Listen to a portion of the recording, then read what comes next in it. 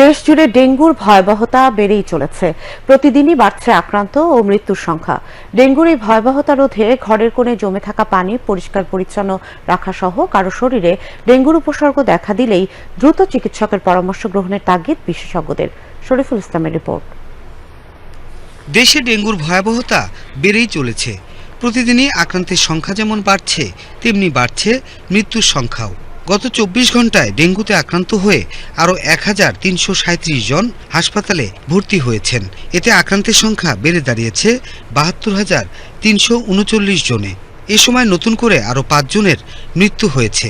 ফলে মৃতের সংখ্যা বেড়ে দাঁড়িয়েছে 355 জনে। চলতি নভেম্বরে ডেঙ্গু আক্রান্ত ও মৃত্যুর উচ্চ হার লক্ষ্য করা যাচ্ছে। গত 10 দিনেই মৃত্যু হয়েছে 55 জনের। আক্রান্তদের মধ্যে 63.10% পুরুষ এবং 36.90% নারী। এছাড়া মৃত 355 জনের মধ্যে 51% নারী এবং 49% পুরুষ।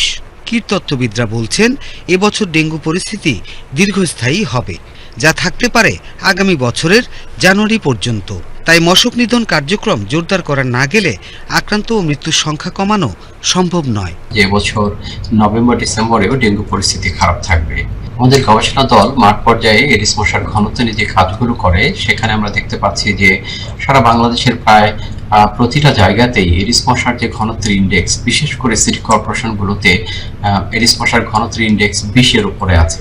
যদি কোথাও কোনো জায়গায় এডিস মশার ঘনত্বের ইন্ডেক্স 20-এর উপরে থাকে, তখন ধরেই নেওয়া হয় ওই এলাকাতে এডিস মশা বাহিত রোগ, বিশেষ করে ডেঙ্গু, চিকুনগুনিয়া বাড়ার একটি সম্ভাবনা থাকে। ডেঙ্গু জ্বরে আক্রান্ত হলে অথবা ডেঙ্গুর উপসর্গ দেখা দিলে অনেকে অবহেলা করেন, চিকিৎসা নেন দেরিতে। ফলে আক্রান্ত ব্যক্তির স্বাস্থ্য ঝুঁকি বহুগুণ বেড়ে যায়। তাই কারো শরীরে ডেঙ্গুর উপসর্গ দেখা দিলেই দ্রুত চিকিৎসকের পরামর্শ গ্রহণের তাগিদ বিশেষজ্ঞ চিকিৎসকদের। যত আর্লি আমরা এই কমপ্লিকেশনসগুলি ধরতে পারি, তত দ্রুত সেগুলিকে ম্যানেজ করতে পারি। কিন্তু যত দেরি হয়ে যায়, শকের আগে প্রি শক এরকম টার্ম থাকে, তো তখনও যেটা করা যায়, একবার শক শুরু হয়ে গেলে আর কিছু করা যায় না। এই জন্য দেখা যায় যে ডেঙ্গুর ক্ষেত্রে সময়টা খুব জরুরি। যত দ্রুত চিকিৎসকের কাছে যাবে, তত দ্রুত তার ভালো হওয়ার সম্ভাবনা। তাই ডেঙ্গুর বাহক এডিস মশার কামড় থেকে বাঁচতে ঘরের কোণে ও বাড়ির চারপাশে 3 দিনের বেশি জমে থাকা পানি অবশ্যই পরিষ্কার পরিচ্ছন্ন রাখতে হবে। কেবলমাত্র সচেতনতাই পারে ডেঙ্গুর মতো মরণব্যাধি থেকে সবাইকে রক্ষা করতে। শরীফুল ইসলাম, বাংলাদেশ টেলিভিশন, ঢাকা।